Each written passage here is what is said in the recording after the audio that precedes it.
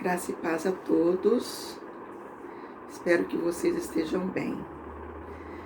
Abram comigo a palavra do Senhor no livro de Apocalipse, Apocalipse 22, versículo 12, para a nossa reflexão da abertura deste culto da Capela do Vila Flora, lembrando que os nossos cultos presenciais já retornaram e será uma honra recebê-los para juntos prestarmos culto ao nosso Deus maravilhoso. E temos esse privilégio ainda de, através das redes sociais, levarmos a palavra de salvação. Amém? A palavra do Senhor em Apocalipse, capítulo 22, versículo 12, diz o seguinte: Eis que venho em breve, a minha recompensa está comigo, e eu retribuirei a cada um de acordo com o que fez. Eu sou o Alfa e o Ômega, o primeiro e o último, o princípio e o fim. Felizes os que lavam as suas vestes, e assim têm direito à árvore da vida, e podem entrar na cidade pelas portas. Fora ficam os cães, os que praticam feitiçaria, os que cometem imoralidades sexuais, os assassinos, os idólatras e todos os que amam e praticam a mentira. Louvado seja Deus por esta palavra que nos liberta, que nos confronta e que nos faz refletir. Jesus está voltando. E como eu estou? Eu estou realmente preparada? Eu estou realmente pronta para quando a trombeta tocar, eu subir para morar na eternidade para sempre com Cristo Jesus? Tempos difíceis, tempo de esfriamento espiritual, tempo em que nós vemos a ausência do amor e a dissipação da maldade, mas nós precisamos e devemos estarmos alinhados à palavra de Deus, porque o nosso lar não é aqui. Jesus nos preparou uma morada eterna, para sempre estaremos com Cristo, e nós precisamos ter essa certeza da nossa salvação, certeza que quando Jesus voltar, nós iremos morar com Ele.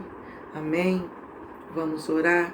Pai Santo, Pai querido, a sua palavra foi lida, a sua palavra que é lâmpada para os nossos pés, luz para os nossos caminhos. Deus, a sua palavra que penetra no nosso íntimo, no nosso profundo. Oh Deus maravilhoso, que a minha oração nessa manhã é para que essa mensagem alcance vidas, alcance corações, e através do seu Espírito Santo, que vidas sejam salvas, que vidas que se afastaram dos seus caminhos, retorne, meu Pai, retorne para sua casa, retorne para os braços do Pai. Deus, porque esse mundo nada tem de bom para nos oferecer. Tudo que temos aqui, Senhor, é passageiro. A nossa morada é eterna, é contigo, meu Pai. Deus maravilhoso e bendito, ajuda-nos a estarmos alinhadas aos seus planos, aos seus propósitos, e morarmos para sempre contigo. Perdoa-nos nas nossas fraquezas, nas nossas limitações, nas nossas falhas, nos nossos erros. E limpa o nosso coração de toda maldade, de toda hipocrisia, de toda arrogância. Deus, nos purifica, nos restaura, nos santifica, para que quando o Senhor voltar, nós possamos ouvir o Senhor dizer: vinde, vinde, amadas, vinde, amados, o noivo está esperando. Amém? Que nós possamos ser essa noiva limpa, essa noiva lavada e remida no sangue do Cordeiro. Se você está afastado dos caminhos do Senhor, volte. Volte enquanto há tempo. Busca o Senhor enquanto é possível achá-lo. Invoca Ele enquanto Ele está perto. Amém? Beijo no coração. Deus abençoa. Seja tocado pelo louvor e pela palavra que liberta. Em nome do Senhor Jesus. Aleluia! Você é um sonho de Deus.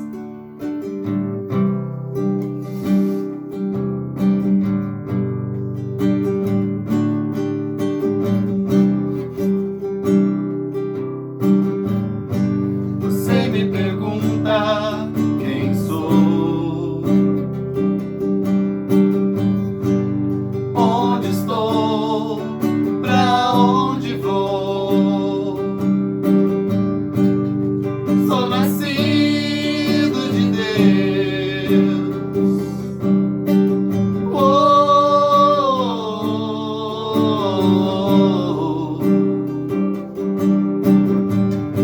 Estou no centro de sua vontade.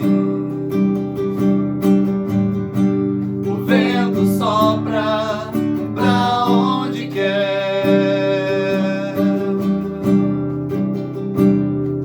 Assim sou eu, sou eu.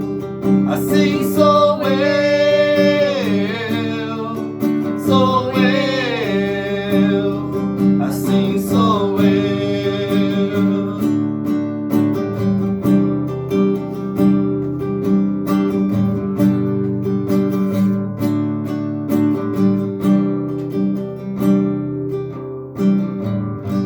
Em muitas coisas você acreditou. Viveu num mundo de ilusões. Depositou sua fé em homens que não podem responder suas orações. Acredite, o sol, a terra e o mar foram feitos pra você, pra você, pra você, pra você, pra você.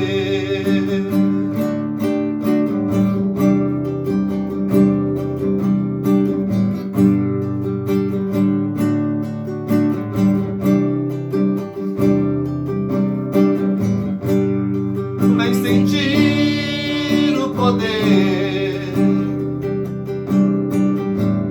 vem conhecer os segredos de quem te projetou com amor, corpo, alma e espírito. Elo de vida com o Criador. Você é fruto de um sonho de Deus, de Deus, um sonho de Deus, de Deus, um sonho de Deus,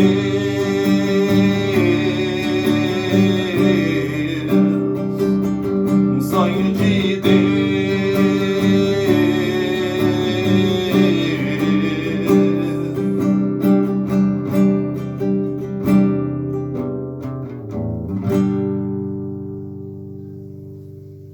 A paz do Senhor, queridos irmãos, mais uma quarta-feira, onde o Senhor derramou a sua graça, a sua misericórdia sobre as nossas vidas.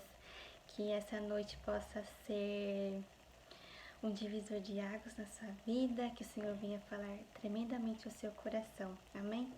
Vamos louvar esse cântico, onde fala sobre Jó, que foi um verdadeiro adorador. Ele poderia ter tudo para não adorar o Senhor, para abandonar, mas não, ele foi um verdadeiro adorador. Nessa noite vamos louvar comigo esse cântico.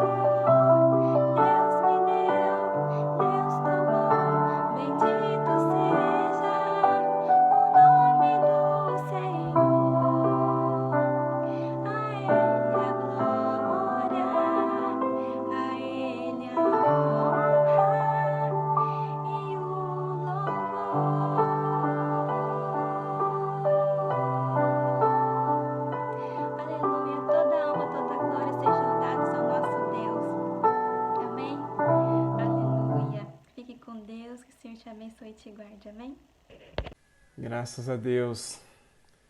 Paz do Senhor a todos vocês que estão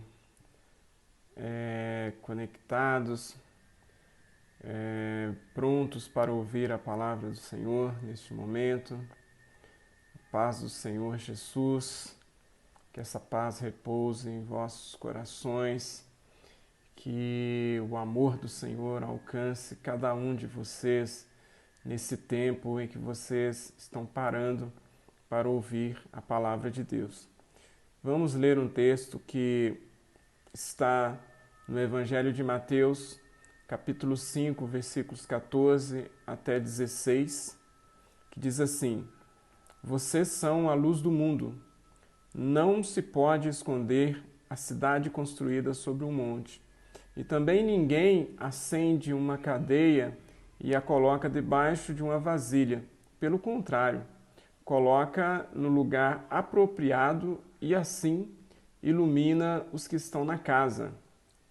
Assim brilhe a luz de vocês diante dos homens, para que vejam as suas boas obras e glorifiquem ao Pai de vocês que está nos céus. Amém.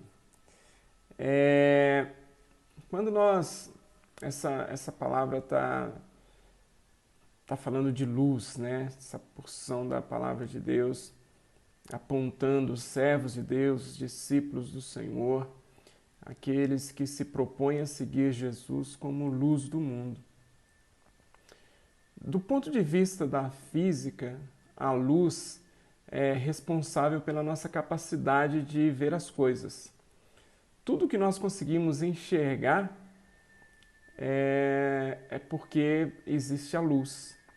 Então, essa interação da luz com os objetos, que é percebido pelo nosso organismo, né?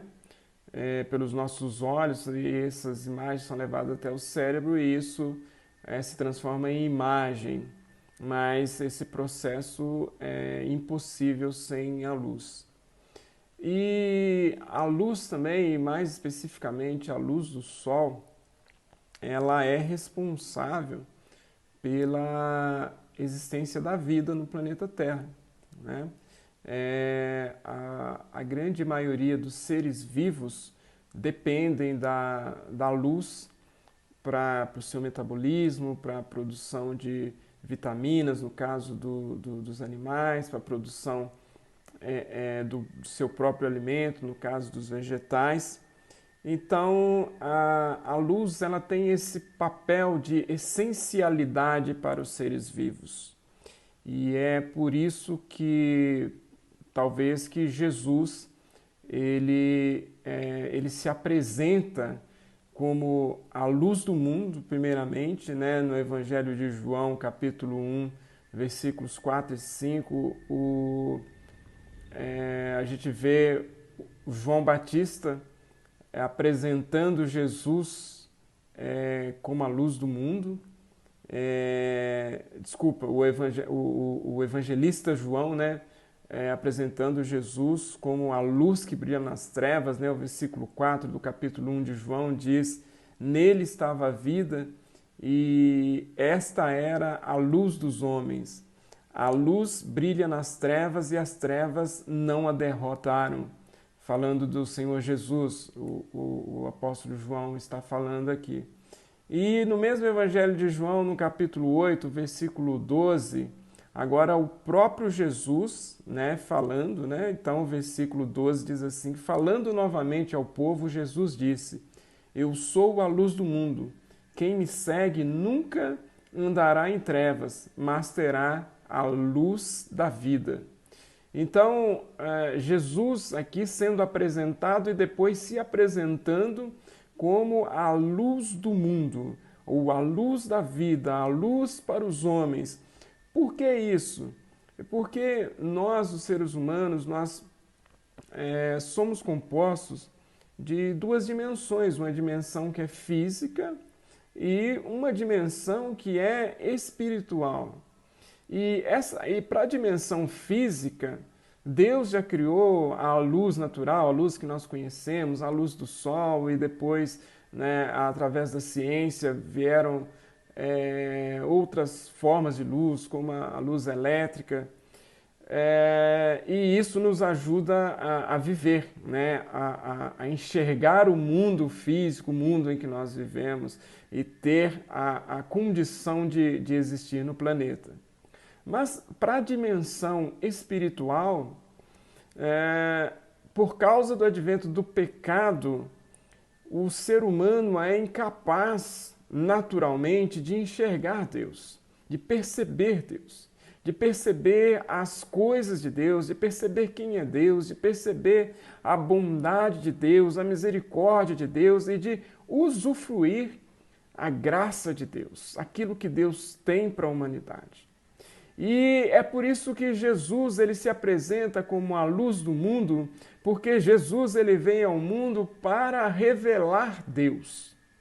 Jesus, então, é o Filho de Deus, ali é parte da Trindade, então, do próprio Deus, e Jesus ele se faz gente, ele se faz homem, ele se faz humano e vem à Terra para pagar os nossos pecados, para morrer por nós e para revelar quem é Deus.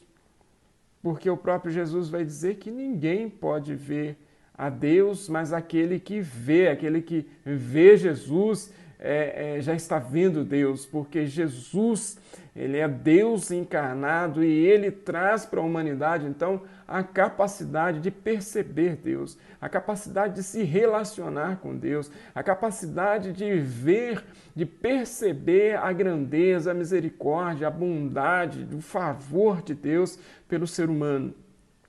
E é por isso que Jesus é a luz do mundo. Mas o texto que nós lemos, ele diz, o Senhor Jesus está dizendo que nós, os seguidores dele, também somos a luz do mundo. E o que isso significa? Isso significa que à medida que nós temos um relacionamento com Deus, que nós percebemos a luz de Deus no mundo, que é Jesus, e essa luz vai clareando o nosso ser, vai trazendo entendimento para o nosso ser. Então nós vamos percebendo o quão pecadores nós vamos percebendo o quão necessitados da graça, da misericórdia de Deus nós somos.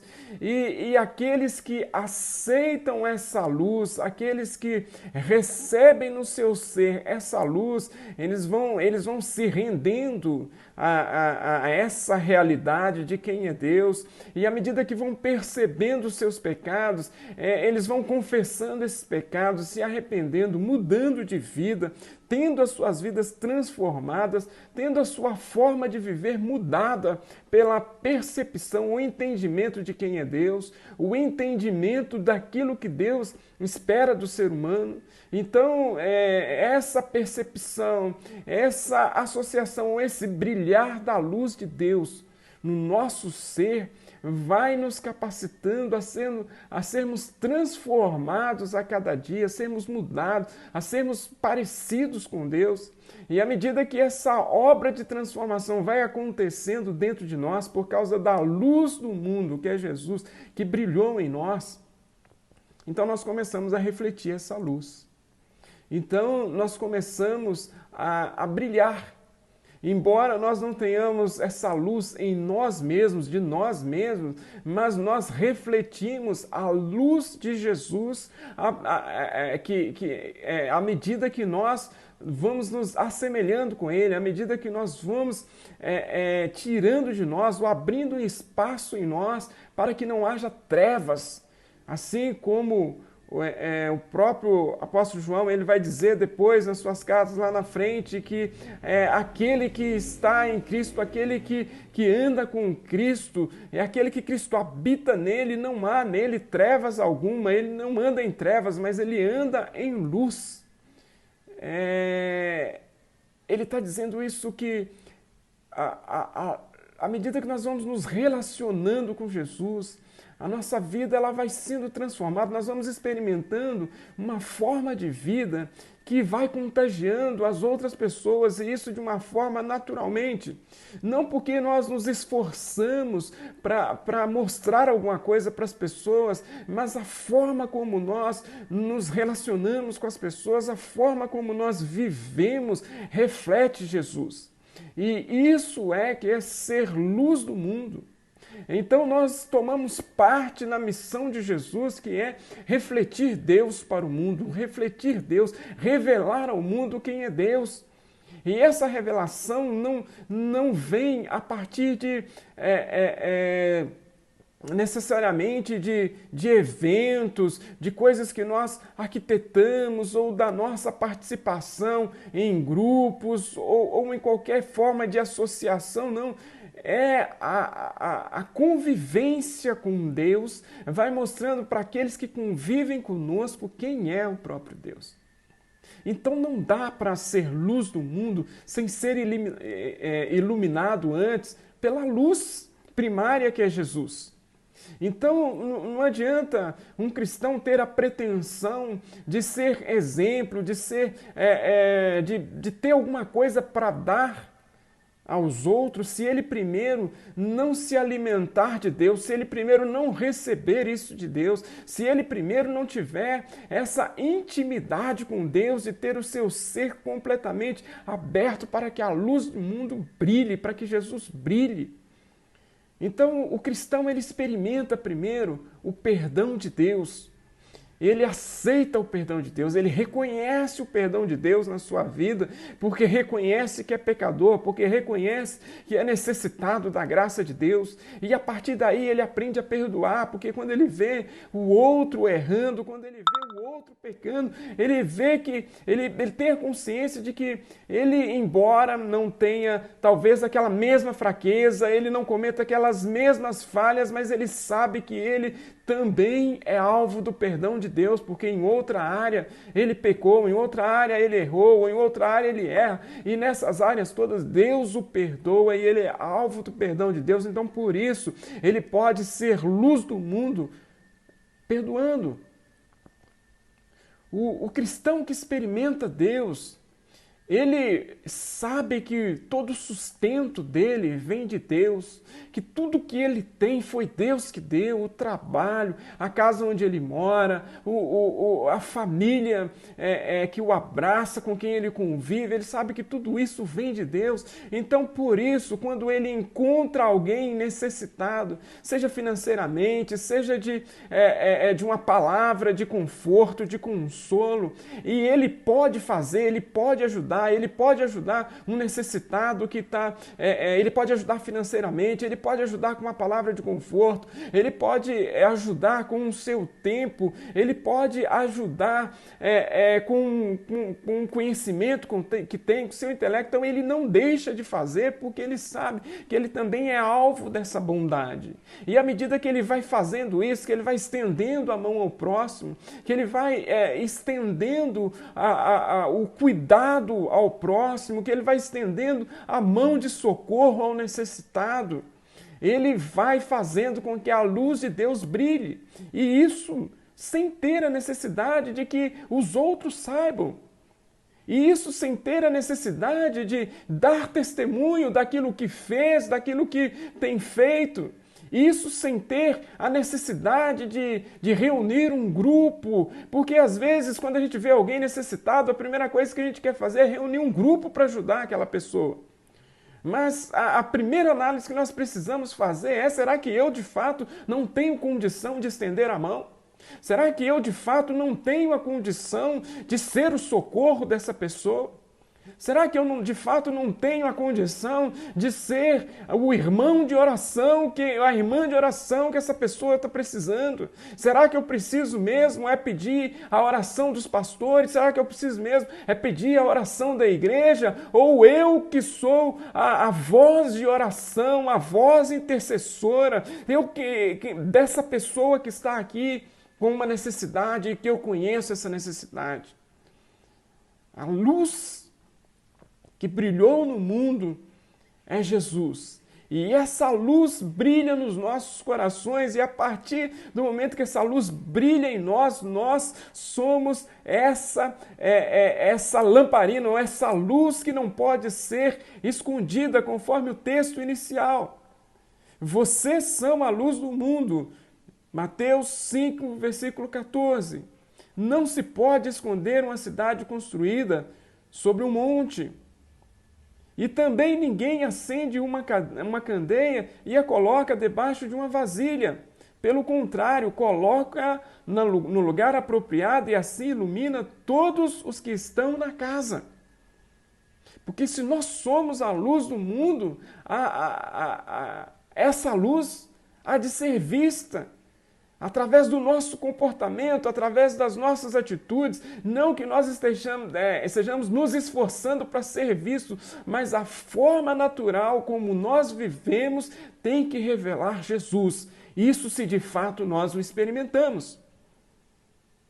Porque às vezes tem pessoas que estão querendo refletir Jesus, estão querendo ser voz que conduz as pessoas a Deus, mas ela mesma não experimentou a Deus, ela mesma não sabe quem é Deus. Então, o primeiro passo para essas pessoas é empenhar-se em conhecer a Deus, em viver a Deus, em viver a provisão de Deus, em viver o cuidado de Deus, em viver o amor de Deus, em perceber o cuidado, a graça, a misericórdia, e perceber a luz do mundo, acolher essa luz no coração, pedindo que Jesus venha tirar todas as trevas de dentro de si, e à medida que a luz for brilhando e que as coisas que estão lá dentro, estão em trevas, forem aparecendo, não ter vergonha de colocar essas coisas para fora, de expor essas coisas diante de Jesus, e aí sim nós vamos poder brilhar como luz, fazer a diferença onde nós estivermos.